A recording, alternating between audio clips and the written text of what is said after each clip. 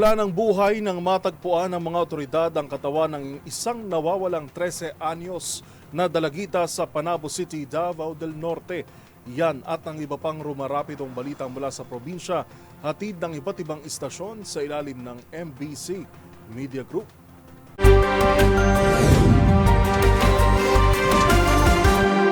Balita mula sa Davao del Norte. Natagpuan na ang bangkay ng 13 anyos na babae na iulat na nalunod sa Lasang River sa Barangay Dato Abdul, Panabo City, Davao del Norte, dakong alas 12:43 ng tanghali noong Hunyo 15. Ayon sa report ng mga otoridad, agad na nasagawa ng search and retrieval operation ang mga tauhan ng Bureau of Fire Protection, Philippine Coast Guard, Panabo City Disaster Risk Reduction and Management Office at Recon Philippines Pyramid Base sa parehong araw ng insidente. Ang katawan ng biktima ay natagpuang palutang-lutang sa ilog ng isang Giovanni na residente sa lugar na agad namang humingi ng tulong sa mga otoridad upang maihaon ang bangkay. Nagpaabot ng pakikiramay ang lokal na pamahalaan ng Panabo sa naulilang pamilya ng nasawing daligita. Patuloy pa rin ang investigasyon ng kapulisan sa nasabing insidente. Para sa MBC TV Network News, ito si June Suter. Una sa Pilipinas, una sa Pilipino. Hindi na umabot ng buhay sa paggamutan ng isang 16 anyos na binatilyo matapos itong malunod sa karagatan ng Dasol, Pangasinan. Sa ulat ni Dasol Chief of Police Captain Simeon de la Cruz Jr., alas 8 ng umaga kahapon, sakay ng maliit na bangkang pangisda ang biktima kasama ang isang 17 anyos na binatilyo kapwa residente ng barangay Tambubong, Dasol para mangisda, at pagdating nila sa laot ay sabay silang lumangoy upang magtaboy ng isda sa kanilang inihulog na fishnet. Subalit pagdating nila sa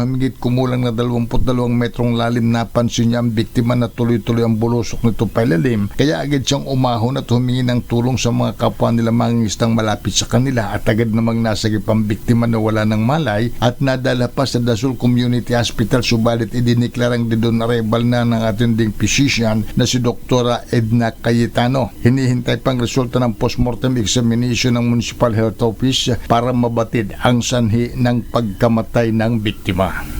Para sa MBC TV Network News, ito si Freddy Fajardo, RH38, una sa Pilipinas, una sa Pilipino. Dalawa kataong malaki ang nagbebenta ng hinalang illegal na droga ang naaresto sa ikinasang drug bebas operation ng pinagsanib na pwersa ng Philippine Drug Enforcement Agency PDEA, Bataan Provincial Office, Limay Police Station at PNP Provincial Drug Enforcement Unit ng Bataan alas 3:40 ng hapon sa Barangay Town Site Limay, Bataan. Pinangunahan ang operasyon ni Iya Marlon Manuit ng PDEA Bataan. Ang operasyon katuang si Police Major Albert Dicen ng Station Drug Enforcement Unit ng Limay, PNP at Police Captain Ian Benluan ng PNP PDEU Bataan. Nasabat mula sa mga naarestong suspect na kinilala sa mga alias na Joel, 47 anyos, residente ng Barangay Alyon, Maribeles, at alias Jesus, 48 anyos, mula sa Barangay Kabkabin, Maribeles. Ang tinatayang 50 gramo ng hihinalang shabu na may halagang 340,000 pesos.